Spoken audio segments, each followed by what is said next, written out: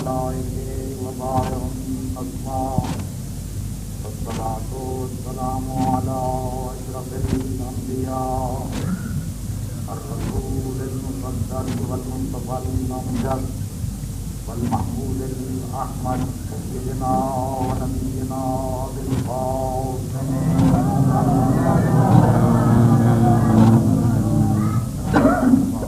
الطيبين الطاهرين المعصومين الغر الميامين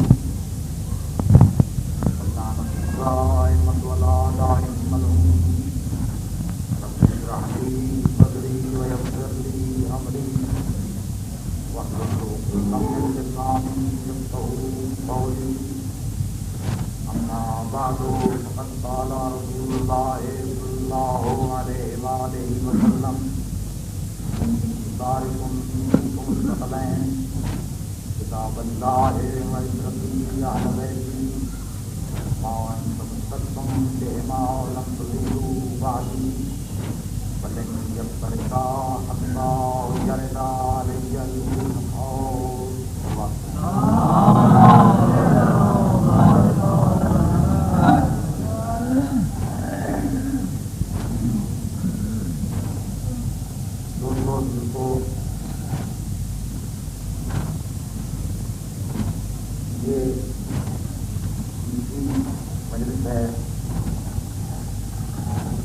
بعد میں آپ کی خدمت میں جو چند الفاظ عربی زبان کے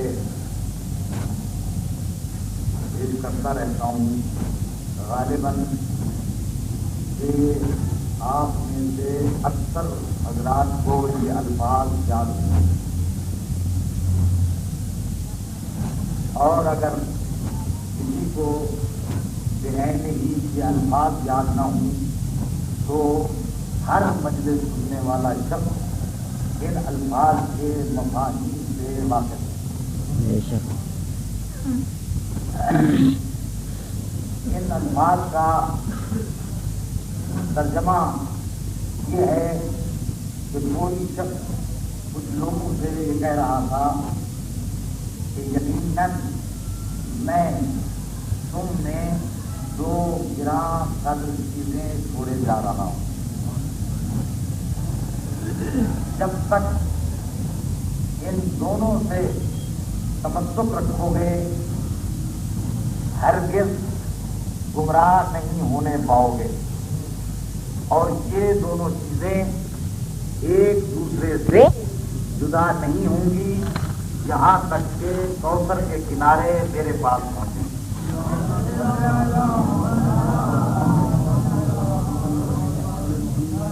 اس سلسلے میں 5 چیزیں قابل غور ہیں۔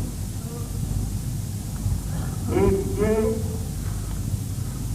کہ کون چھوڑ رہا تھا، دوسرا یہ کہ کن لوگوں میں چھوڑ رہا تھا، تیسرا یہ کہ کن چیزوں کو چھوڑ رہا تھا، چوتھا یہ کہ کس مقصد کے لیے چھوڑ رہا تھا، اور 5واں یہ کہ کب تک کے لیے چھوڑ رہا تھا۔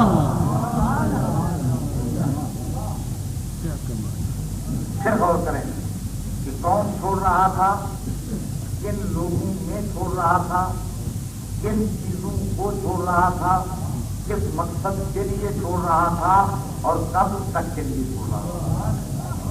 میں یہ سمجھتا ہوں کہ اگر دیانتداری کے ساتھ، سنجیدگی کے ساتھ ان 5 امور پر ٹھنڈے دل سے بغیر کسی تعصب و علاج کے بالکل خالی الذہن ہو کر اگر کوئی شخص ان 5 امور پر غور کر لے تو مسلمانوں میں جتنے اختلافات ہیں وہ سب کے سب ختم ہو کے رہ جائیں گے۔ سب سے پہلی منزل یہ ہے کہ وہ کون تھا جو یہ کہہ رہا تھا کہ میں چھوڑ رہا ہوں، وہ کس عظمت کا مالک ہے۔ ظاہر ہے کہ کلام میں وزن تب تب پیدا ہوتا ہے کہ جب کلام کرنے والا وزن رکھتا ہو. جب تک متکلم کی قدر و منزلت اس کی عظمت کا اعتراف نہ ہو اس وقت تک اس کی کلام کا کوئی وزن نہیں رہتا. تو لہذا پہلے یہ دیکھنا پڑے گا کہ یہ بات کہنے والا کون ہے. مثال کے طور پر ایک سائل آپ سے یہ کہتا ہے کہ مجھے 1 روپیہ دو. اس میں اتنا وزن نہیں ہے جتنا آپ کا ایک دوست کہہ دے کہ مجھے 1 روپیہ دو. اور اس کے دوست کے کہنے میں اتنا وزن نہیں ہوگا اگر باپ یہ کہہ دے کہ مجھے 1 روپیہ دو. حالانکہ لفظ تو وہی ہے لیکن کہنے والوں کے لحاظ سے ان میں وزن کم یا زیادہ ہو جاتا ہے. ٹھیک. تو جب تک کہنے والے کی عظمت دل و دماغ میں نہ ہو اس وقت تک کلام میں وزن نہیں پیدا ہوتا. تو اب دیکھیں کہ یہ کون کہہ رہا ہے. آیا کسی گاؤں کا کوئی نمبردار کہہ رہا ہے, کسی شہر کا کوئی رئیس کہہ رہا ہے, کسی ضلع کا کوئی افسر کہہ رہا ہے, کسی صوبے کا کوئی گورنر کہہ رہا ہے, کسی ملک کا کوئی صدر یا بادشاہ کہہ رہا ہے. آخر کون ہے جو کہہ رہا؟ تو کہنے والا اتنا عظیم ہے کہ خالق کائنات کے بعد اس کی قدر و منزلت کا کائنات میں کوئی شخص نہیں.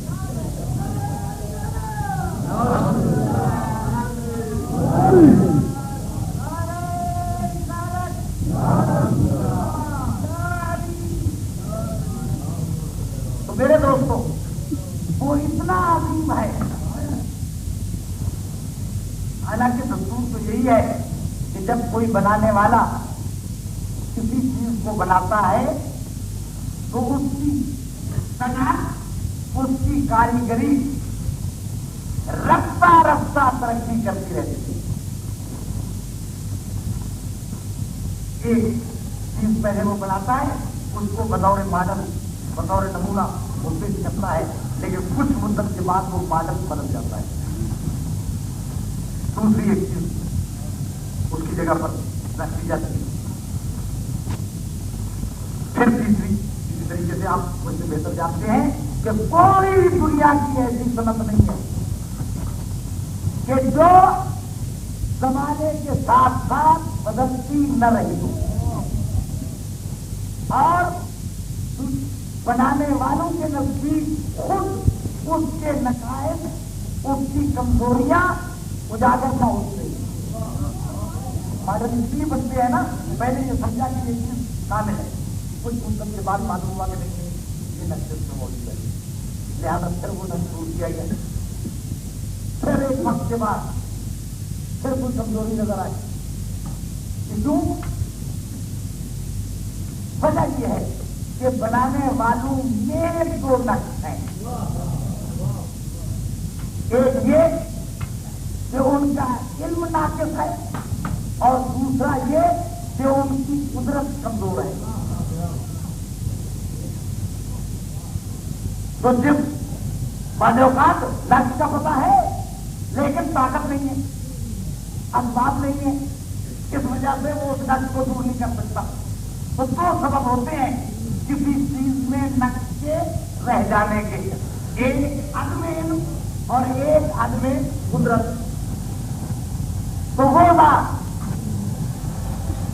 جو علی کل شیء قدیر ہو اور بے کل شیء علیم ہو, وہاں یہ تصورات نہیں آ سکتے. تو یہی وجہ ہے کہ اس نے پہلا نمونہ ایسا خلق کیا کہ پھر اس کا بدل بننا,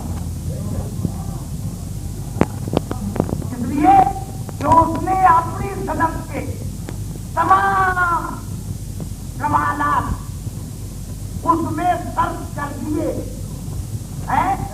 اب اگر کچھ زیادتی رہ جائے تو اس کا معنی یہ ہے کہ کیا علم نہیں تھا، کیا قدرت نہیں تھی.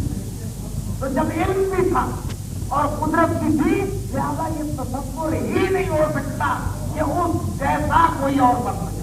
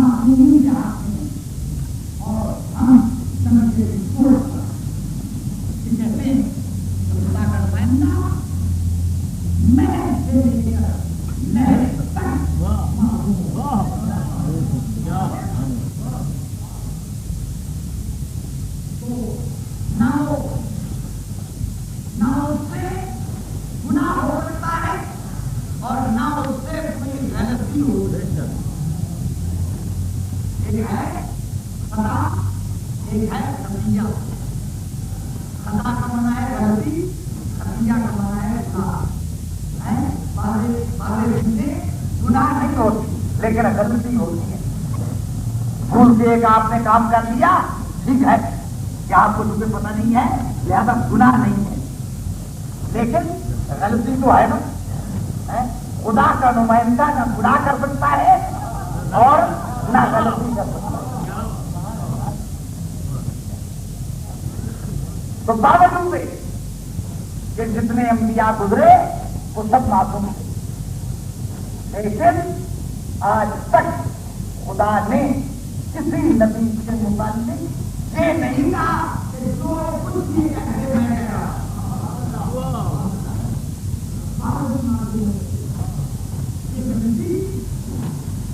ہمارے پاس موجود نہیں ہے. صرف سرکار ہے قرآن نے دور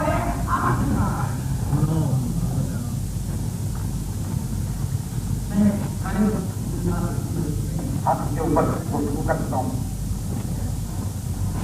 کہ حضرت دو قسم کا ہوتا ہے، یا صفت کو موصوف میں منحصر قرار دیا جائے اور یا موصوف کو صفت میں منحصر قرار دیا جائے. مثال کے طور پر میں یوں کہوں کہ زلفی صاحب شاعر ہی ہیں تو اس کا معنی یہ ہے کہ یہ شاعر ہونے کے علاوہ اور کچھ نہیں ہے. تو اس کا معنی یہ ہے کہ یہ موصوف اس صفت میں منحصر ہے. اور اگر میں یوں کہوں کہ زلفی ہی شاعر ہے